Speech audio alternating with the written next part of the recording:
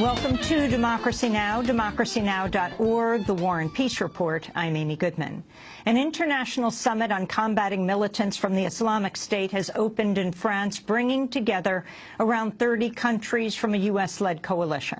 The Obama administration says several Arab League countries have signed on for airstrikes in Iraq and Syria, but no sustained campaign is imminent. Speaking at the White House, Press Secretary Josh Earnest said the U.S. is at war with ISIL.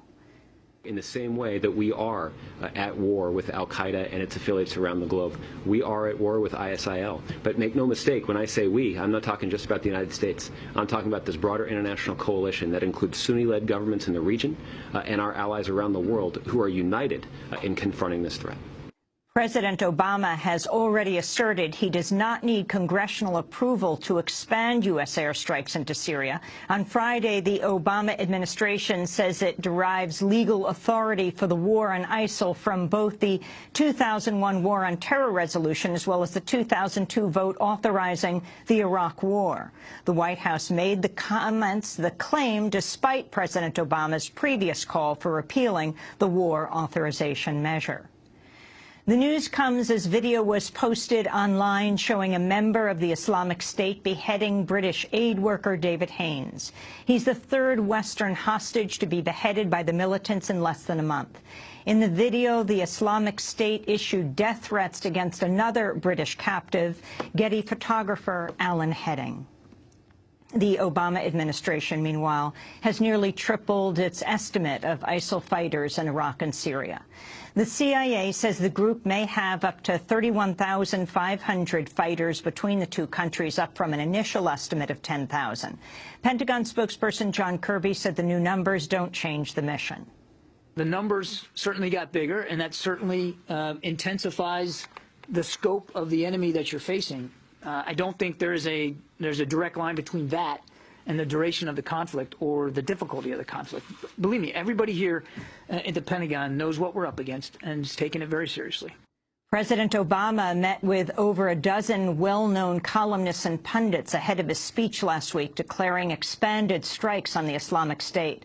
According to the Huffington Post, the group includes David Brooks and Thomas Friedman of the New York Times, Dester Filkins and George Packer of the New Yorker, and Jeffrey Goldberg and Peter Beinart of the Atlantic. We'll have more on the Obama administration's expanded war on ISIL after headlines. In Syria, dozens of people have reportedly been killed in government airstrikes in a Damascus suburb. The attack on Douma reportedly killed at least 42 people, including 7 children. A group of veterans from an elite Israeli intelligence unit have announced their refusal to spy on Palestinians in the occupied territories. In a letter made public last week, 43 current and former members of the Unit 8200 say that Israel has made no distinction between Palestinians who are and are not involved in violence and uses intelligence for political persecution and harms innocent people. 2 members of the unit spoke about their objections on Israeli television. We have come to an understanding that the right title for the unit's action over there is not self-defense. The right title would be to control the Palestinian population. Israel is obliged to protect itself with all resources available, but when it comes to what's happening in the territories, this is no longer self-defense. We are talking about an attempt to maintain and tighten our grip of the Palestinian population, to erode the Palestinians' ability to sustain a proper way of life. This is also not something we think contributes to Israel's security.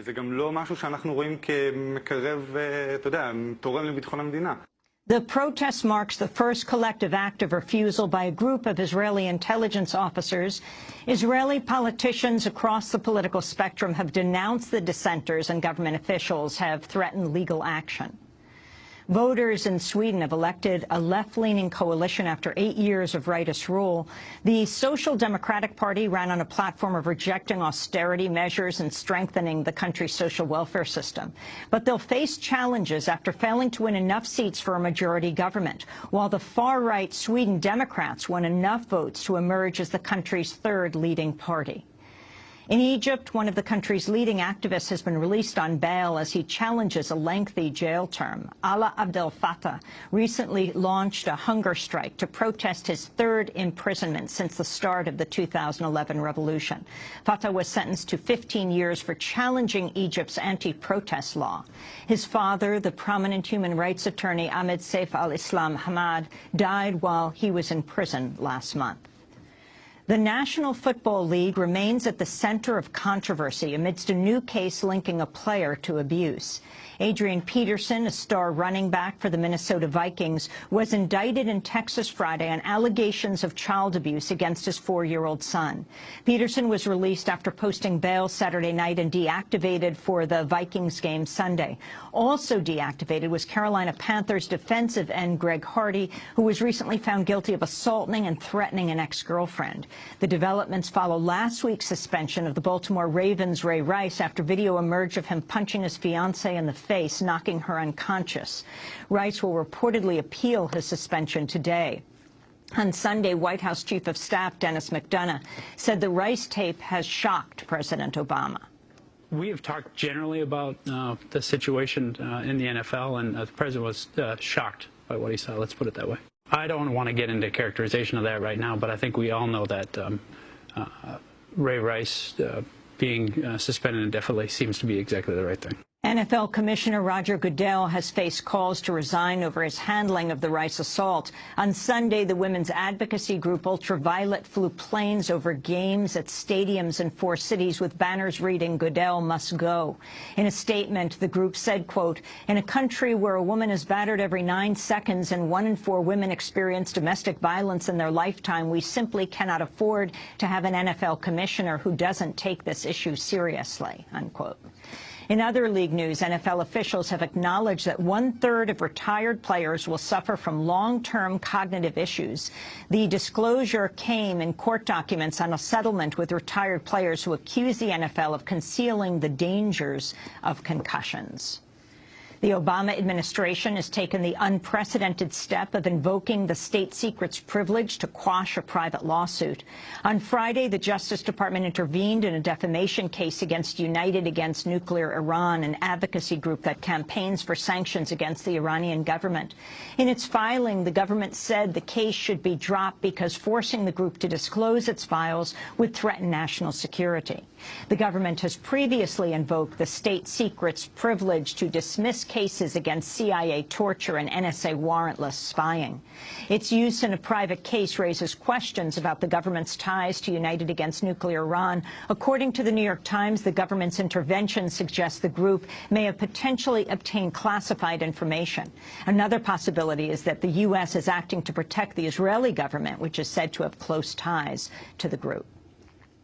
An African-American actress is accusing the Los Angeles Police Department of wrongly detaining her after assuming she was a prostitute.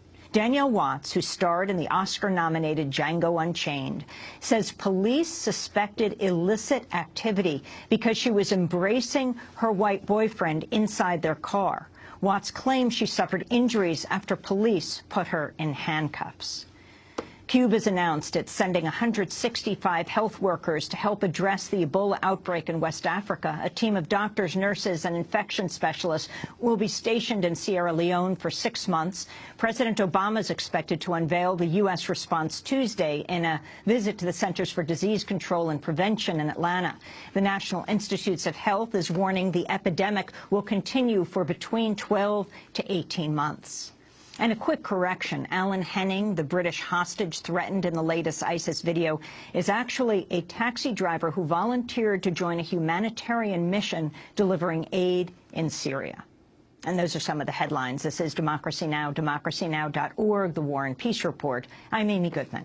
And I'm Nermeen Sheikh. Welcome to our listeners and viewers around the country and around the world.